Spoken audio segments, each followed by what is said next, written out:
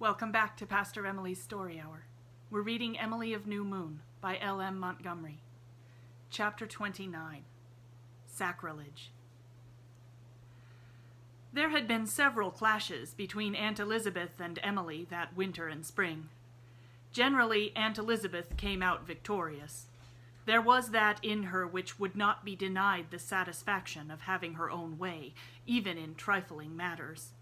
But once in a while she came up against that curious streak of granite in Emilie's composition, which was unyielding and unbendable and unbreakable.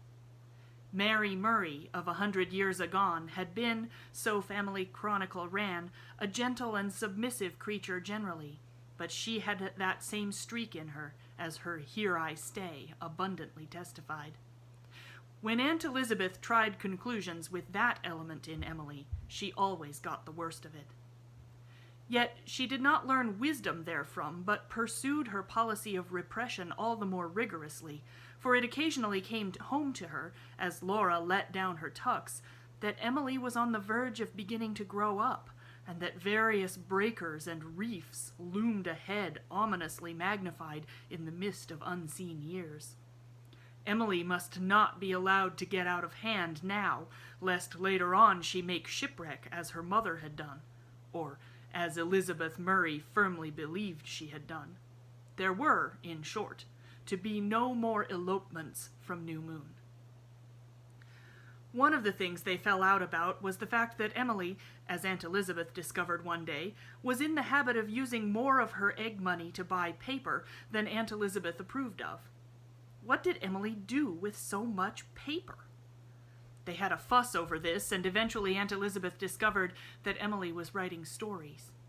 Emilie had been writing stories all winter under Aunt Elizabeth's very nose, and Aunt Elizabeth had never suspected it. She had fondly supposed that Emilie was writing school compositions. Aunt Elizabeth knew in a vague way that Emilie wrote silly rhymes, which she called poetry, but this did not worry her especially. Jimmy made up a lot of similar trash. It was foolish but harmless, and Emilie would doubtless outgrow it. Jimmy had not outgrown it, to be sure, but then his accident— Elizabeth always went a little sick in soul when she remembered it— had made him more or less a child for life. But writing stories was a very different thing, and Aunt Elizabeth was horrified. Fiction of any kind was an abominable thing. Elizabeth Murray had been trained up in this belief in her youth, and in her age she had not departed from it. She honestly thought that it was a wicked and sinful thing in anyone to play cards, dance, or go to the theater, read or write novels, and in Emilie's case there was a worse feature. It was the star coming out in her. Douglas Star, especially. No Murray of New Moon had ever been guilty of writing stories, or of ever wanting to write them. It was an alien growth that must be pruned off ruthlessly. Aunt Elizabeth applied the pruning shears, and found no pliant, snippable root, but that same underlying streak of granite. Emilie was respectful and reasonable and above board. She bought no more paper with her egg money, but she told Aunt Elizabeth that she could not give up writing stories, and she went right on writing them, on pieces of brown wrapping paper, and the blank backs of circulars which agricultural machinery firms sent Cousin Jimmy. "Don't you know that it is wicked to write novels?" demanded Aunt Elizabeth. "Oh, I'm not writing novels, yet," said Emilie. "I can't get enough paper. These are just short stories, and it isn't wicked. Father liked novels." "Your father—" began Aunt Elizabeth, and stopped. She remembered that Emilie had acted up before now when anything derogatory was said of her father, but the very fact that she felt mysteriously compelled to stop annoyed Elizabeth, who had said what seemed good to her all her life at New Moon, without much regard for other people's feelings. "You will not write any more of this stuff!" Aunt Elizabeth contemptuously flourished The Secret of the Castle under Emilie's nose. "I forbid you! Remember, I forbid you!" "Oh, I must write, Aunt Elizabeth," said Emilie gravely, folding her slender, beautiful hands on the table, and looking straight into Aunt Elizabeth's angry face with the steady, unblinking gaze which Aunt Ruth called unchildlike. "You see, it's this way. It's in me. I can't help it. And Father said I was always to keep on writing. He said I would be famous someday. Wouldn't you like to have a famous niece, Aunt Elizabeth?" "I am not going to argue the matter," said Aunt Elizabeth. "I'm not arguing, only explaining." Emilie was exasperatingly respectful. "I just want you to understand how it is that I have to go on writing stories, even though I am so very sorry that you don't approve." "If you don't give up this worse than nonsense, Emilie, I'll... Aunt Elizabeth stopped, not knowing what to say she would do. Emilie was too big now to be slapped or shut up, and it was no use to say, as she was tempted to, "I'll send you away from New Moon," because Elizabeth Murray knew perfectly well she would not send Emilie away from New Moon, could not send her away, indeed, though this knowledge was as yet only in her feelings, and had not been translated into her intellect. She only felt that she was helpless, and it angered her. But Emilie was mistress of the situation, and calmly went on writing stories. If Aunt Elizabeth had asked her to give up crocheting lace, or making molasses taffy, or eating Aunt Laura's delicious drop cookies, Emilie would have done so wholly and cheerfully, though she loved these things. But to give up writing stories, why, Aunt Elizabeth might as well have asked her to give up breathing. Why couldn't she understand? It seemed so indisputable and simple to Emilie. "Teddy can't help making pictures, and Ilse can't help reciting, and I can't help writing. Don't you see, Aunt Elizabeth?" "I see that you are an ungrateful and disobedient child," said Aunt Elizabeth. This hurt Emilie horribly, but she could not give in, and there continued to be a sense of soreness and disapproval between her and Aunt Elizabeth in all the little details of daily life that poisoned existence more or less for the child, who was so keenly sensitive to her environment and to the feelings with which her kindred regarded her. Emilie felt it all the time, except when she was writing her stories. Then she forgot everything, roaming in some enchanted country between the sun and moon, where she saw wonderful beings whom she tried to describe, and wonderful deeds which she tried to record. Coming back to the candle-lit kitchen with a somewhat dazed sense of having been years in no man's land. She did not even have Aunt Laura to back her up in the matter. Aunt Laura thought Emilie ought to yield in such an unimportant matter and please Aunt Elizabeth. "But it's not unimportant," said Emilie despairingly. "It's the most important thing in the world to me, Aunt Laura. Oh, I thought you would understand." "I understand that you like to do it, dear, and I think it's a harmless enough amusement. But it seems to annoy Elizabeth some way, and I do think you might give it up on that account. It's not as if it was anything that mattered much. It is really a waste of time." "No, no," said distressed Emilie. "Why, someday, Aunt Laura, I'll write real books and make lots of money," she added, sensing that the businesslike Murrays measured the nature of most things on a cash basis. Aunt Laura smiled indulgently. "I'm afraid you'll never grow rich that way, dear. It would be wiser to employ your time preparing yourself for some useful work." It was maddening to be condescended to like this, maddening that nobody could see that she had to write, maddening to have Aunt Laura so sweet and loving and stupid about it. "Oh," thought Emilie bitterly, "if that hateful Enterprise editor had printed my piece, they'd have believed then." "At any rate," advised Aunt Laura, "don't let Elizabeth see you writing them." But somehow Emilie could not take this prudent advice. There had been occasions when she had connived with Aunt Laura to hoodwink Aunt Elizabeth on some little matter, but she found she could not do it in this. This had to be open and above board. She must write stories, and Aunt Elizabeth must know it. That was the way it had to be. She could not be false to herself in this. She could not pretend to be false. She wrote her father all about it, poured out her bitterness and perplexity to him in what, though she did not suspect it at the time, was the last letter she would ever write to him. There was a great bundle of letters by now on the old sofa shelf in the garret, for Emilie had written many letters to her father besides those which have been chronicled in this history. There were a great many paragraphs about Aunt Elizabeth in them, most of them very uncomplimentary, and some of them as Emilie herself would have owned when her first bitterness was past, overdrawn and exaggerated. They had been written in moments when her hurt and angry soul demanded some outlet for its emotion and barbed her pen with venom. Emilie was mistress of a subtly malicious style when she chose to be. After she had written them, the hurt had ceased, and she thought no more about them. But they remained.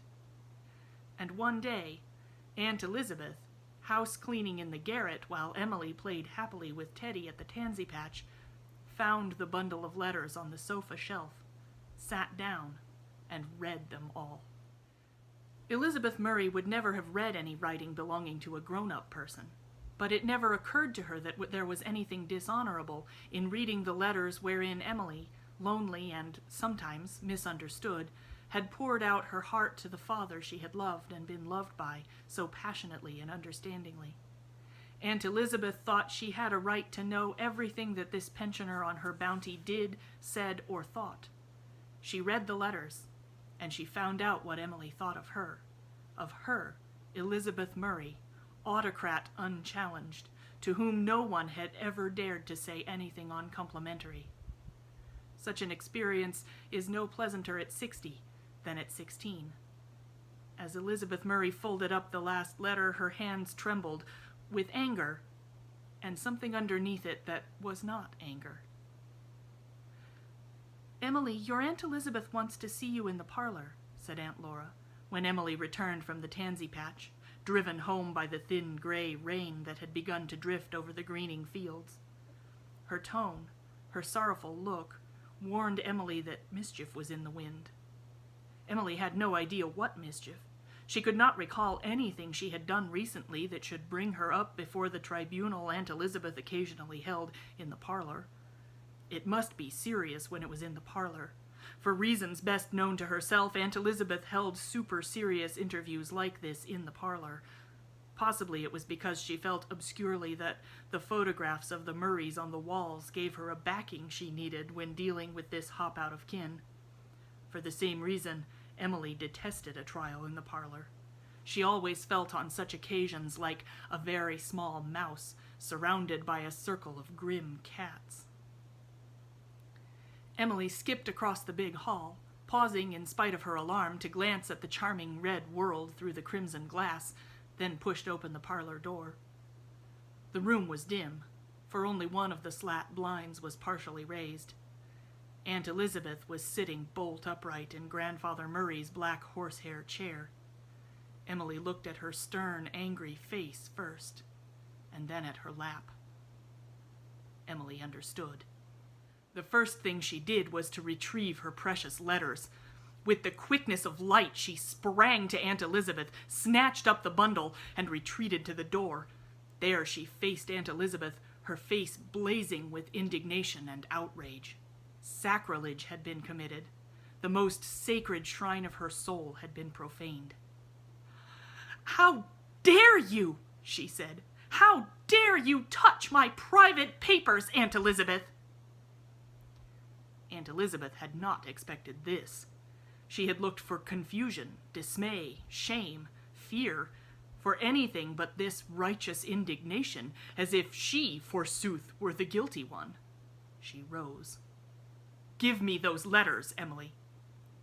"No, I will not," said Emilie, white with anger, as she clasped her hands around the bundle. "They are mine and Father's, not yours. You had no right to touch them. I will never forgive you." This was turning the tables with a vengeance. Aunt Elizabeth was so dumbfounded that she hardly knew what to say or do. Worst of all, a most unpleasant doubt of her own conduct suddenly assailed her, driven home, perhaps, by the intensity and earnestness of Emilie's accusation. For the first time in her life, it occurred to Elizabeth Murray to wonder if she had done rightly. For the first time in her life, she felt ashamed, and the shame made her furious. It was intolerable that she should be made to feel ashamed. For the moment, they faced each other not as aunt and niece, not as child and adult, but as two human beings, each with hatred for the other in her heart. Elizabeth Murray, tall and austere and thin-lipped. Emilie Starr, white of face, her eyes pools of black flame, her trembling arms hugging her letters.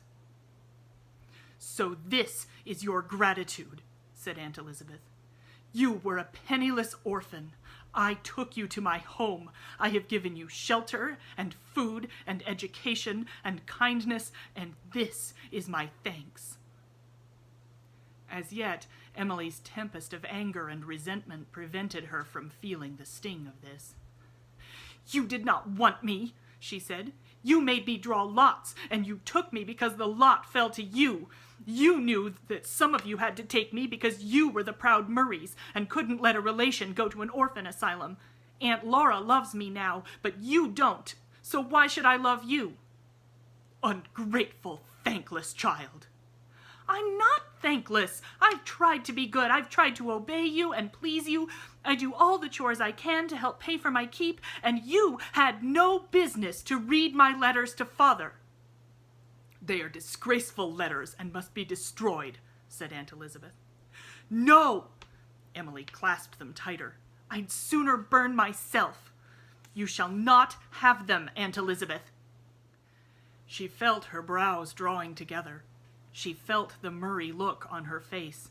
She knew she was conquering. Elizabeth Murray turned paler, if that were possible. There were times when she could give the Murray look herself. It was not that which dismayed her. It was the uncanny something which always seemed to peer out behind the Murray look that always broke her will. She trembled, faltered, yielded. "Keep your letters," she said bitterly, "and scorn the old woman who opened her home to you." She went out of the parlor. Emilie was left mistress of the field, and all at once her victory turned to dust and ashes in her mouth. She went up to her own room, hid her letters in the cupboard over the mantel, and then crept up on her bed, huddling down in a little heap with her face buried in the pillow. She was still sore with a sense of outreach, but underneath another pain was beginning to ache terribly. Something in her was hurt because she had hurt Elizabeth, for she felt that Aunt Elizabeth, under all her anger, was hurt. This surprised Emilie. She would have expected Aunt Elizabeth to be angry, of course, but she would never have supposed it would affect her in any other way. Yet she had seen something in Aunt Elizabeth's eyes when she had flung that last stinging sentence at her, something that spoke of bitter hurt. "Oh," gasped Emilie. She began to cry chokingly into her pillow. She was so wretched that she could not get out of herself and watch her own suffering with a sort of enjoyment in its drama, set her mind to analyze her feelings, and when Emilie was as wretched as that, she was very wretched indeed, and wholly comfortless. Aunt Elizabeth would not keep her at New Moon after a poisonous quarrel like this. She would send her away, of course. Emilie believed this. Nothing was too horrible to believe just then. How could she live away from dear New Moon? "And I may have to live 80 years, Emilie moaned. But worse even than this was the remembrance of that look in Aunt Elizabeth's eyes. Her own sense of outrage and sacrilege ebbed away under the remembrance. She thought of all the things she had written her father about Aunt Elizabeth, sharp, bitter things, some of them just, some of them unjust. She began to feel that she should not have written them. It was true enough that Aunt Elizabeth had not loved her, had not wanted to take her to New Moon, but she had taken her, and though it had been done in duty, not in love, the fact remained. It was no use for her to tell herself that it wasn't as if the letters were written to anyone living, to be seen and read by others. While she was under Elizabeth's roof, while she owed the food she ate and the clothes she wore to Aunt Elizabeth, she should not say even to her father harsh things of her. A star should not have done it. "I must go and ask Aunt Elizabeth to forgive me," thought Emilie at last, all the passion gone out of her, and only regret and repentance left. "I suppose she never will. She'll hate me always now, but I must go." She turned herself about, and then the door opened, and Aunt Elizabeth entered. She came across the room and stood at the side of the bed, looking down at the grieved little face on the pillow, a face that in the dim, rainy twilight, with its tear stains and black-shadowed eyes, looked strangely mature and chiseled. Elizabeth Murray was still austere and cold. Her voice sounded stern, but she said an amazing thing. "Emilie, I had no right to read your letters. I admit I was wrong. Will you forgive me?" "Oh!" The word was almost a cry. Aunt Elizabeth had at last discerned the way to conquer Emilie. The latter lifted herself up, flung her arms around Aunt Elizabeth, and said chokingly, "Oh, Aunt Elizabeth, I'm sorry. I'm sorry. I shouldn't have written those things, but I wrote them when I was vexed, and I didn't mean them all. Truly, I didn't. I didn't mean the worst of them. Oh, you'll believe that, won't you, Aunt Elizabeth?" "I'd like to believe it, Emilie." An odd quiver passed through the tall, rigid form. "I don't like to think you hate me. My sister's child, little Juliet's child." "Oh, I don't," sobbed Emilie. "And I'll love you, Aunt Elizabeth, if you'll let me, if you want me to. I didn't think you cared. Dear Aunt Elizabeth." Emilie gave Aunt Elizabeth a fierce hug and a passionate kiss on the white, fine-wrinkled cheek. Aunt Elizabeth kissed her gravely on the brow in return, and then said, as if closing the door on the whole incident, "You'd better wash your face and come down to supper." But there was something yet to be cleared up.